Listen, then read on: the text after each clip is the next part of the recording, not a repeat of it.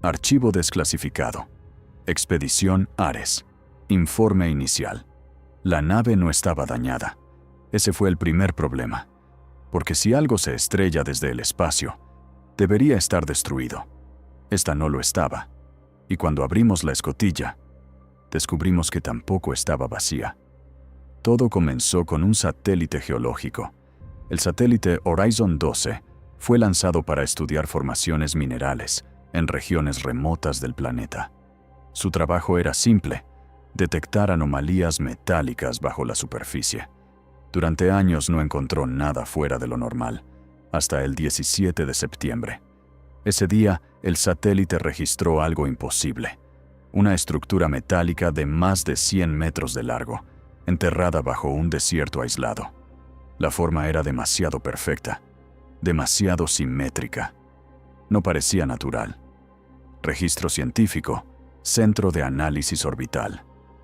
Al principio creyeron que era un error, una falla del satélite, pero cuando repitieron el escaneo con otros sensores, la estructura seguía allí. La firma metálica era clara. No coincidía con ningún mineral conocido. Y lo más extraño, era hueca. Un equipo internacional fue enviado a investigar. Oficialmente, la misión era geológica. Extraoficialmente, queríamos saber si alguien había enterrado algo allí. La excavación comenzó 2 semanas después. Los primeros días solo encontraron roca, arena compacta, nada fuera de lo normal. Pero al día 12 las perforadoras golpearon algo duro. No era piedra, no era metal humano, era algo distinto. Cuando retiraron la arena, apareció la superficie, oscura, lisa, sin un solo tornillo visible, sin juntas, sin señales de impacto. Era como si el objeto hubiera sido colocado allí con precisión, no como si hubiera caído. Las cámaras descendieron primero, luego los sensores. La estructura tenía forma aerodinámica, curvada, demasiado avanzada para ser cualquier tecnología conocida. Fue entonces cuando alguien dijo la palabra que nadie quería decir en voz alta: nave. Las excavadoras siguieron trabajando durante días. Cada metro de arena revelaba más de la estructura. Y mientras más aparecía, más claro era lo que estábamos viendo. No era un satélite, no era un misil, no era ningún vehículo terrestre. Era una nave alienígena. Y lo más inquietante de todo era que estaba completamente intacta. Pero lo que realmente cambió la misión ocurrió la noche antes de abrirla. Los sensores térmicos detectaron algo inesperado. Dentro de la nave había calor. No mucho, pero suficiente para significar una cosa: los sistemas internos seguían funcionando. Y si la nave todavía estaba activa, entonces había otra pregunta que nadie en la expedición quería hacer, una que nadie dijo en voz alta, hasta que finalmente alguien la formuló. Si la nave estaba funcionando, ¿dónde estaba el piloto? Archivo desclasificado. Expedición Ares. La escotilla estaba completamente sellada. No había bisagras visibles. No había mecanismos externos. Solo una superficie lisa en uno de los laterales de la nave, ligeramente diferente al resto del casco. Los ingenieros tardaron casi un día completo en encontrar una forma de abrirla. Intentaron cortar el material. Las herramientas industriales apenas dejaban marcas. El metal, si es que realmente era metal, tenía una densidad que ninguno de los instrumentos podía explicar. Finalmente decidieron intentar algo diferente. En lugar de forzar la escotilla, intentaron activarla. Uno de los científicos colocó un escáner electromagnético cerca de la superficie. Durante unos segundos no pasó nada. Luego ocurrió algo que nadie esperaba. La superficie de la nave reaccionó. Una línea delgada apareció en el casco, como si el material estuviera reconociendo algo, y lentamente, la escotilla comenzó a abrirse. Nadie habló durante varios segundos. Las cámaras estaban grabando. Los sensores estaban registrando cada detalle, pero nadie se movía. porque si algo dentro de esa nave había permanecido sellado durante quién sabe cuánto tiempo, abrirla significaba cambiar algo. Finalmente, enviaron una cámara primero, un pequeño dron con sensores biológicos y químicos. El dron cruzó la apertura lentamente. Las imágenes comenzaron a llegar, y lo que mostraban no tenía sentido. El interior de la nave estaba perfecto. No había polvo. No había corrosión. No había daños. Los pasillos tenían iluminación tenue, paneles integrados en las paredes, superficies curvas que parecían crecer directamente del propio casco. No había cables, no había tornillos. Todo parecía construido como una sola pieza. Los sensores indicaron algo aún más extraño. El aire dentro de la nave era respirable, no idéntico al nuestro, pero sorprendentemente cercano. La temperatura también era estable, como si los sistemas internos hubieran estado funcionando todo ese tiempo. Fue entonces cuando el equipo tomó la decisión que cambiaría la expedición: entrar. Los primeros en cruzar la escotilla fueron 2 técnicos y un científico. Trajes sellados, sensores activos. Cada paso era registrado. Las cámaras del casco transmitían todo en tiempo real. Caminaron por el primer corredor durante casi 20 metros. Todo estaba silencioso, demasiado silencioso. No había movimiento, no había señales de vida, solo esa iluminación suave recorriendo las paredes. Entonces, llegaron a una sala más amplia, y fue allí donde encontraron algo que no esperaban ver. En el centro de la sala había una estructura elevada, una especie de asiento, rodeado por paneles de control integrados en el suelo y las paredes. Era claramente una cabina de mando, el lugar donde alguien había pilotado esa nave, pero el asiento estaba vacío. No había restos, no había cuerpos, no había señales de lucha. Era como si quien hubiera estado allí simplemente se hubiera levantado y se hubiera ido. Los científicos empezaron a revisar los paneles. La mayoría no respondía, pero uno de ellos sí. Cuando uno de los técnicos tocó la superficie, la sala entera se iluminó. Los sistemas de la nave comenzaron a activarse. Pantallas aparecieron en las paredes. Símbolos desconocidos empezaron a desplazarse. Y entonces ocurrió algo que nadie esperaba. En uno de los paneles apareció una señal, un mensaje automático, no dirigido a nosotros, sino a alguien más. Un mensaje que llevaba esperando ser enviado mucho tiempo. Cuando los sistemas de la nave comenzaron a activarse, nadie en la sala de control habló durante varios segundos. Las pantallas que habían aparecido en las paredes mostraban símbolos que ninguno de los lingüistas reconocía.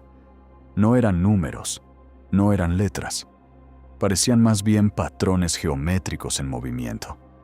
Durante horas intentaron descifrar algo, pero el primer avance no vino del lenguaje, vino de la navegación. Uno de los científicos notó que una de las pantallas mostraba algo distinto: un mapa. No era un mapa de la Tierra, era un mapa estelar. Puntos luminosos conectados por líneas, trayectorias, coordenadas. El sistema de navegación de la nave seguía funcionando. Los astrónomos tardaron varias horas en reconocer el patrón, pero cuando lo hicieron, la sala quedó en silencio. El mapa correspondía a una región de nuestra galaxia situada a más de 40 años luz de distancia. Ese era el punto de origen, el lugar desde donde había partido la nave. Pero lo más inquietante no era el origen, era la trayectoria. La ruta no terminaba en la Tierra. La nave no había venido aquí intencionalmente. Su destino original estaba mucho más lejos. La Tierra aparecía en el mapa como un punto intermedio, un lugar donde la nave había hecho una parada inesperada. Los sistemas mostraban una secuencia automática, fragmentos del viaje, saltos de trayectoria, cambios de rumbo y finalmente, una desviación brusca hacia nuestro planeta, como si algo hubiera obligado a la nave a abandonar su ruta. En la última parte del registro apareció algo nuevo, un archivo marcado con un símbolo repetido varias veces. Era claramente un registro de emergencia. Cuando los sistemas intentaron reproducirlo, la nave respondió inmediatamente. Las luces de la cabina se atenuaron, las pantallas se reorganizaron y comenzó a mostrarse una grabación. La imagen era borrosa, distorsionada, pero lo que aparecía en ella era claramente la cabina de mando. La misma sala en la que los científicos estaban ahora. El asiento que habían encontrado vacío estaba ocupado. Había alguien allí. La figura no era humana, pero tampoco era completamente extraña. Tenía proporciones similares a las nuestras. Brazos, cabeza, una silueta claramente inteligente.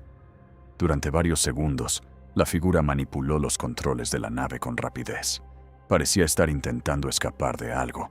Las alarmas llenaban la cabina, los paneles parpadeaban, y entonces la grabación mostró algo más. A través del visor frontal de la nave, algo se acercaba, algo enorme, demasiado grande para ser otra nave. La grabación terminó abruptamente. Los sistemas se apagaron y la cabina volvió a quedar en silencio. Pero el registro había dejado algo claro. Esa nave no había llegado a la Tierra por exploración, ni por accidente. Había llegado aquí, mientras huía. Después de ver la grabación, la expedición dejó de pensar en la nave como un objeto. Ahora era una escena congelada en el tiempo. Un piloto, una persecución y una nave que había terminado enterrada bajo kilómetros de arena. La pregunta que todos se hacían era la misma. ¿Qué pasó con el piloto?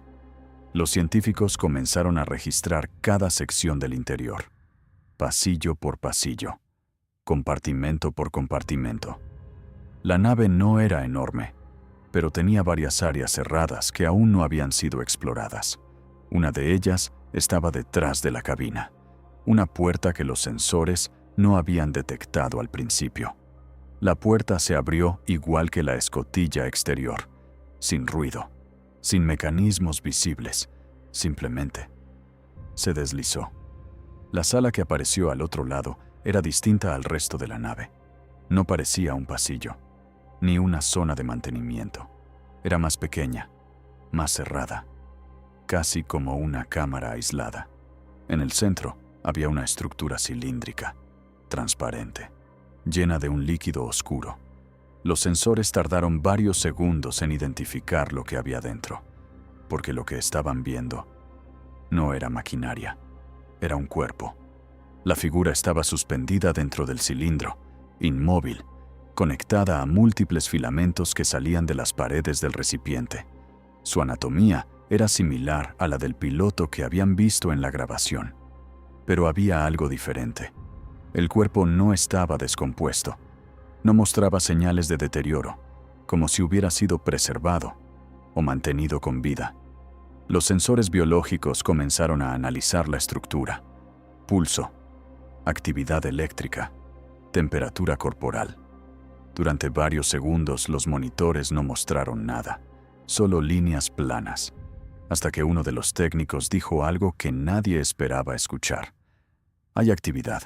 Era mínima, casi imperceptible, pero estaba ahí, una señal biológica débil, como si el organismo dentro del cilindro no estuviera muerto, solo detenido. Los científicos comenzaron a discutir inmediatamente.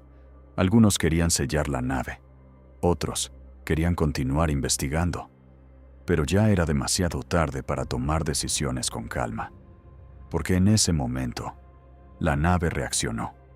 Las luces del interior cambiaron de intensidad.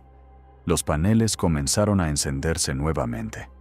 Los símbolos volvieron a aparecer en las paredes, y el cilindro en el centro de la sala comenzó a moverse.